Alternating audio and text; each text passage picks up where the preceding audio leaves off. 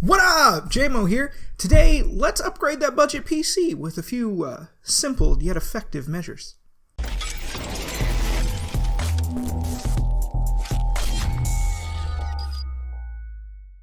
Starting off the upgrades, I'm adding a super inexpensive USB Wi-Fi adapter. Installation is super simple, and at $14.99 from Amazon, it's hard to find a reason to complain. I didn't even need to update drivers. Next, I added a simple USB Bluetooth dongle. It was $6.99 on Amazon, and if you're running Windows 10, you don't need to do anything other than plug it in.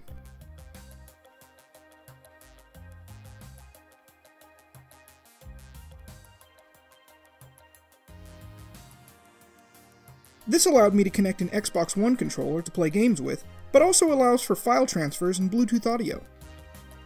Bluetooth and Wi-Fi usually add a premium or a trade-off to whatever motherboard you purchase, and it's good to know that there are cheap alternatives if you're having a hard time making your feature set fit your budget. I've added this hot and fresh RTX 2060 to the system at $349, which is currently the least expensive RTX card on the market.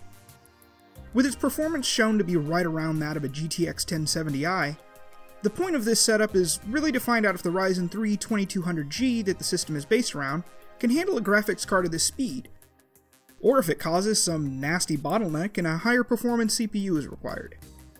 Starting with user benchmark, it appears as though everything is playing together well and performing decently for what it costs.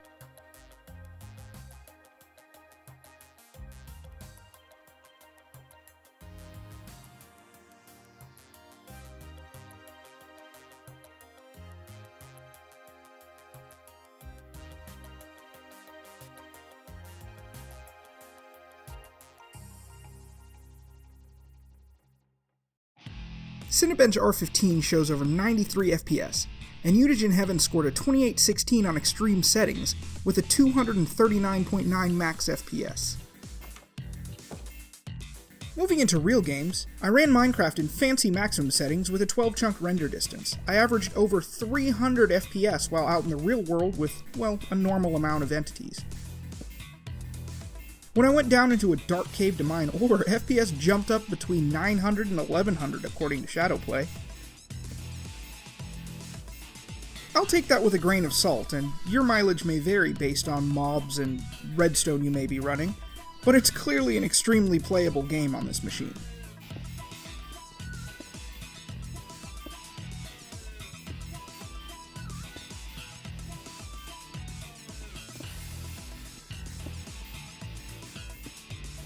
CSGO averaged a bit over 170 FPS during matches,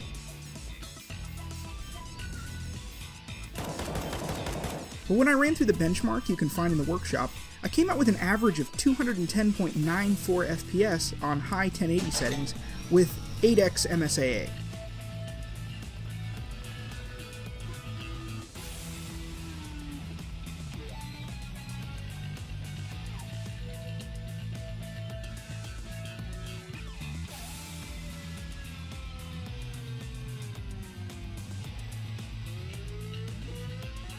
I'm going to go ahead and call that very playable.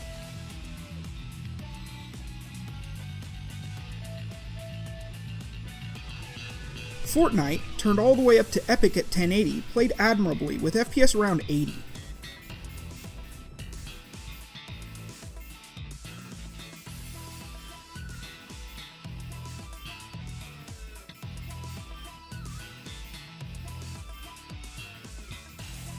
The game is super playable, and I picked up a few kills with ease. However, a poorly timed reload and OBS's unwillingness to screen record Fortnite at a smooth frame rate both made me look bad.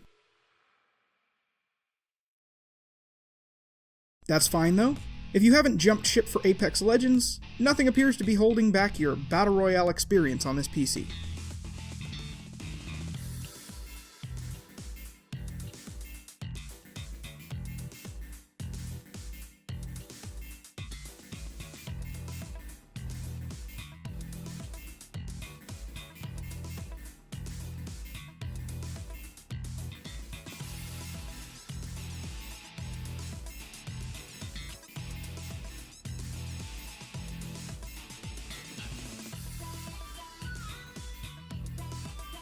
Now is the part of the video where I test a AAA title, but at the time of filming, Anthem, shown here, utilizes DLSS, but the DLSS isn't implemented yet, and doesn't trace rays.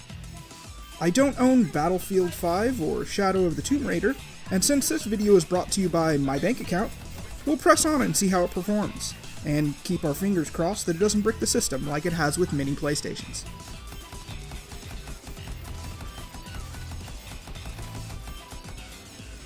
The gameplay is super smooth and visually striking on high and ultra settings. Averaging around 84 FPS, I'm going to go ahead and say this is very playable, at your own risk.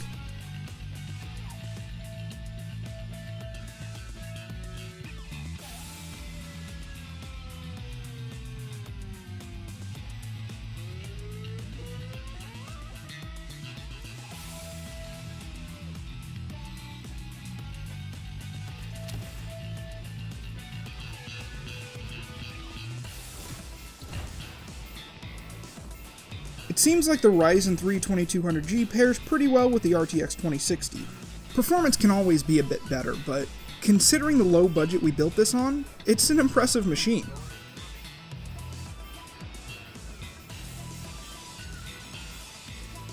If you made it this far, thanks for taking the time. Leave a like, consider subscribing. I'll see you in the next one.